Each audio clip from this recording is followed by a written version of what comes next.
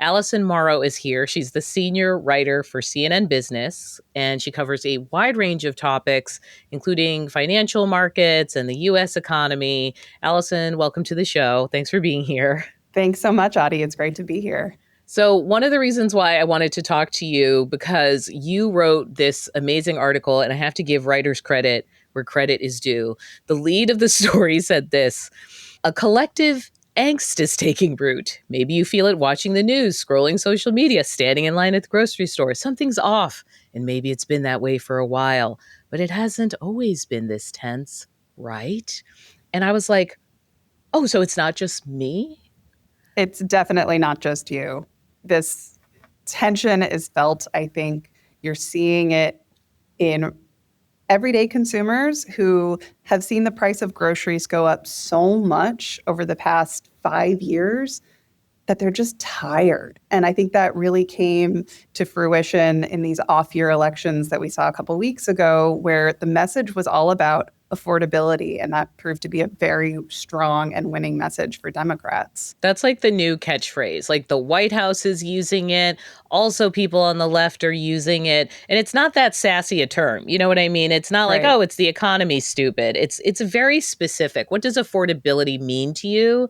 And why is this current economy not affordable compared to past economies?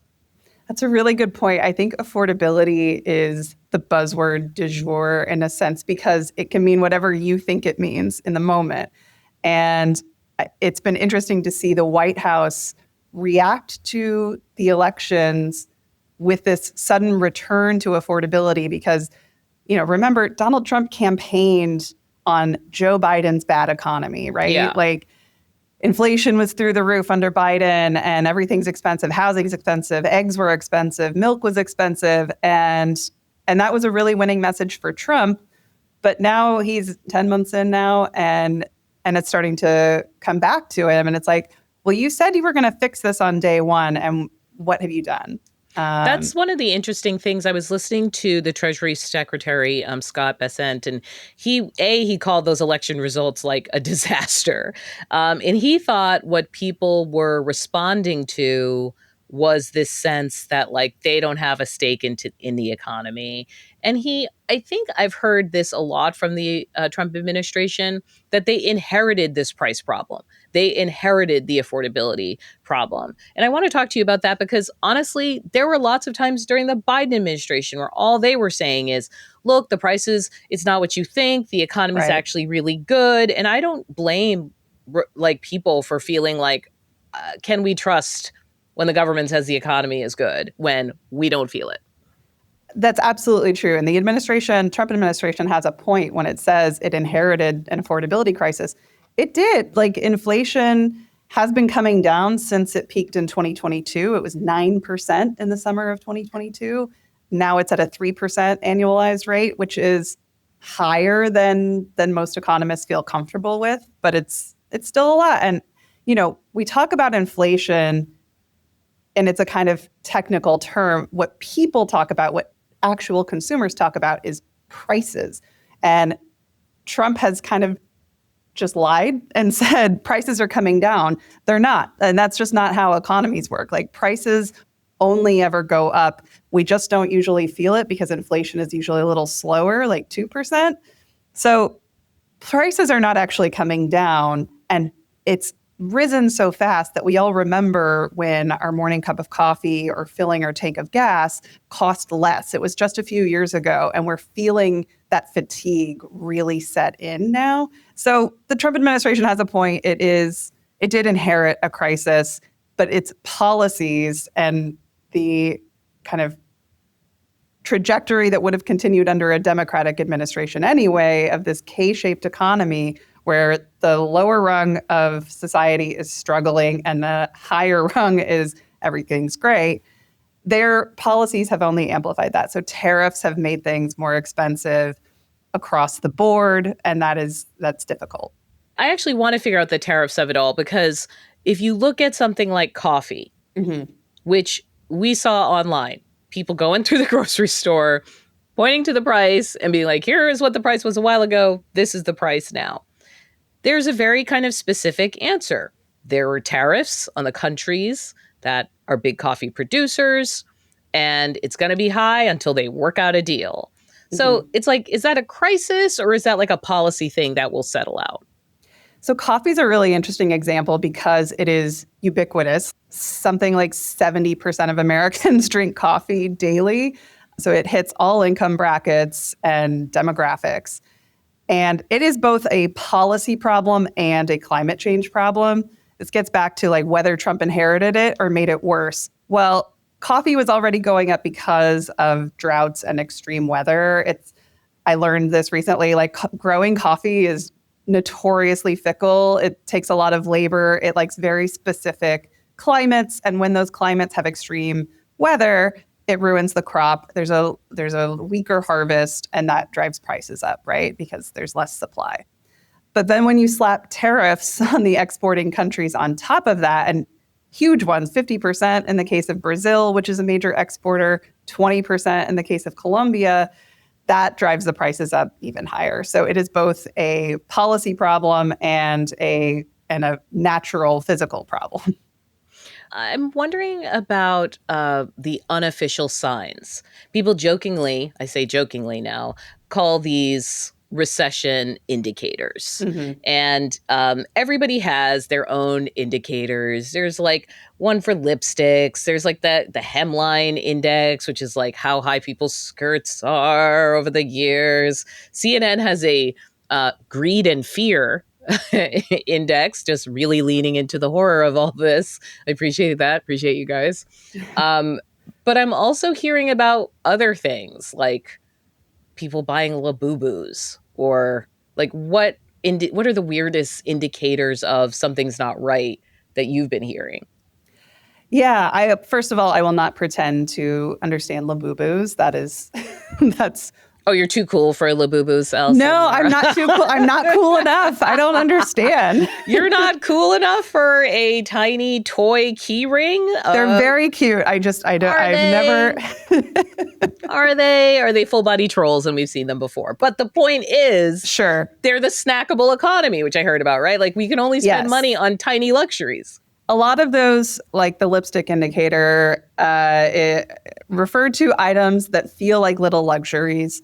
So when you're feeling stretched at the grocery store and all the things that you have to buy, your rent has gone up, your mortgage is expensive. When you're feeling strapped, customers seek out little luxuries like lipstick. I think that indicator has lost some of its currency over time, Yeah. like as like beauty brands have just kind of exploded in the last few years. For me, I think what's very interesting are the polarities that we're seeing. Ooh, what do you mean by that? So, on the one hand, you'll have Chipotle, for example, just a couple of weeks ago released earnings, and it said our customers, especially young customers, 18 to 30, they are pulling back. They're saying $10, $12 burritos, that's too much of a stretch, and they're pulling back. They're not paying extra for guac, like all those little things. That might have felt like an indulgence. A lot of younger people and lower income people are saying, like, no more, it's too much of a stretch. Meanwhile, you've got a company like Apple that released a $230 iPhone sock with a designer. I want to make sure people heard sock. SOCK. Okay. Which is supposed to be ironic and funny, but is only haha funny if you have the money to laugh. Right. And Apple is playing to a higher end luxury audience that might spend $230 on a purse that can only hold your iPhone. And they're buying into the Issey Miyake of it all, like the luxury designer that they partnered with for the sock. The fact that we're talking about it means it's good marketing, I guess. But also, it's a representative of the kind of two economies that are happening at once. You've got wealthy people and even like mid to higher range people who have exposure to the stock market right now are feeling pretty flush and feeling pretty good. If their job is secure, then they're feeling a bit more confident. And then on the lower rung, people who are not exposed to the booming stock market are feeling really strained. And those two movements are kind of happening in opposite directions. And that's why they call it, like economists love to call it the K-shaped economy. I also saw someone call it like the capital I economy because there's just like one rung at the top, one rung at the bottom, and like they're never meeting in the middle. I want to spend a little time on the part of the economy that is doing well, which is the stock market. Mm-hmm. It's doing well because of the vast investments that companies are making in AI infrastructure or companies that provide key parts to the whole kind of AI system. And just the fact that there's just like a ton of money flowing into it, right? Investing in the hope of this. And then, as I was preparing for this story, we saw reports that several like very big shot investors have pulled their money from companies that like do AI business. And now everyone's starting to be like, "Oh, what do they know that the rest of us don't know?" Can you tell me like what the murmurings are? What's going on? Sure. So it's really hard to overstate just how incredibly huge the investment into AI has been, not just this year, but in the past 2.5, 3 years. You know, ChatGPT came out almost exactly 3 years ago, and it went viral, and people were using it as a kind of new search engine. And that has just snowballed. This virality has gone to Wall Street, and there has been no kind of satiating investors in terms of how much money they're willing to put Yeah, it's like into a these mania, companies. right? Yeah, It's like, do you build big data centers? I'll give you some money. Do you got some chips? I'll give you some money. Like there's a little bit of like, I got to get in on the action. exactly. And that, you know, a lot of people have been using the B word bubble for a while to say this feels like speculative investment with an unclear functional utility at the end of it. Like, what does the consumer product look like? How are people going to pay for it? What's the payout? How are we going to get the return on the investment? That question hasn't been answered. The return on investment is very murky, but investors have plowed money in anyway. So those are all like red flags for a bubble. And it helps when you see AI chiefs in the White House, Right. visiting with Trump to the Middle East. It gives the sort of credibility of the US government saying, like, we are committed to building out this technology. Right. And this technology, if you believe the kind of evangelists from Silicon Valley, this technology has the potential to be transformative. They've long said, it'll eventually cure diseases. It will supplant human work so that we can all live this life of leisure. They haven't really answered serious questions about how the economics of it would work, and what it would mean for a society that doesn't have to work. There's lots of Sure. logistical problems with the outcome that they're pursuing. But in the last few months, I would say, kind of over the summer, there started to be a lot more murmurings, not just on Wall Street, but in like consumer mainstream America of like, well, what are we talking about when we talk about AI? What are we getting out of it? OpenAI has started making over $1 trillion worth of spending commitments that are supposed to pay out over the next 5 years, I'd say, until 2030. And it makes not enough revenue to match those commitments. So people have just started asking, like, well, where's the money going to come from? And OpenAI hasn't really provided an answer for it. So that's where a lot of the concern is coming in. We're building out these data centers in anticipation of a technological boom that looks less and less certain as more time goes on, more money goes in, and no investment return is coming. So finally, tell me what this means for the rest of us. I don't know if there's a concern that if the AI bubble bursts for some reason, what it would really mean for the rest of us. I don't know how to interpret some of these red flags, whether it be the Chipotle sales, you know what I mean, or anything else. It's a great question. I wish I had a crystal ball. I would say that the smartest people I've talked to, who are analysts who understand the markets and the economy and how they interact, say, absent the AI spending, absent all the AI infrastructure building and Wall Street investment, we are in a recession, almost certainly. AI spending accounted for more than consumer spending in the first half of the year. And consumer spending historically is the engine of the US economy. I was about to say, so you're saying the market spent more on AI than the rest of us spent on literally anything else. Yeah. And that was Google, Meta, Amazon, they're spending hundreds of billions of dollars each year to build out these data centers in anticipation of this technological utopia. And absent that spending, if the bubble were to burst, and I will use the term bubble, though I think people can debate that. If the bubble were to burst, all of that spending goes away. And what's left is an economy that is struggling at the bottom, as we've noted, and a lot of the gains at the top that we've talked about with people who are able to buy the iPhone sock. And, Delta, and another one is Delta announced that its premium cabins, like first class and business class, are filling up way more than ever before. I heard that. Yeah. So people are flying luxury and maybe they hadn't flown before. And a lot of that is because their net worth, which is attached to the stock market, has gone up. So they're willing to spend a little bit more.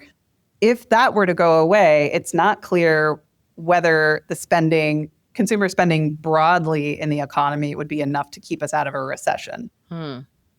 I feel like the story of the US economy and what we've told ourselves about how it works is like we're in a consumer economy. Like we buy things. And when the going gets tough, we buy a little more. You know what I mean? Like terror attack, don't let the terrorists keep you from shopping. Like that is the mentality. Pandemic, buy things. Yeah, pandemic, please buy things. Here's money to go buy things. Buying a house, that's your key. Education, gonna cost you a bit. Like, how have these last couple years, are they gonna reshape how we think about how our economy should work, can work? Are we gonna start to maybe say things cost a lot? That's it. And we gotta think of a different way to have an economic engine. I would think it has to.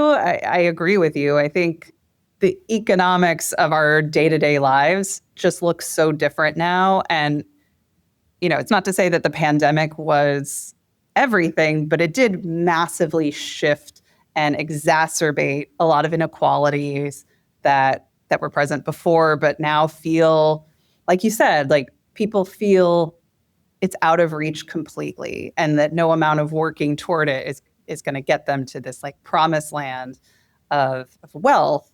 And I think you are starting to see that. Like, I know I'm in the lefty progressive enclave of New York City, and we just elected a Democratic Socialist mayor, but I don't think it's disconnected from sort of a broader national feeling that there is a systemic inequality happening, and policy has to be in place to address that, to even recognize it instead of telling voters the economy's great. Trump's message on affordability is that it's a con job by the Democrats, and actually this is the best economy we've ever seen. It's not usually great to tell voters that their feelings don't matter and that they're misperceiving their own feelings, but that's his political problem to deal with. I do think that we're starting to see voters weigh in with their complaints and their grievances, and that is going to fundamentally shape the next generation of political leaders. Allison Morrow, she covers financial markets for CNN Business, where she is senior writer. Allison, thanks so much for talking with us. Thank you for having me.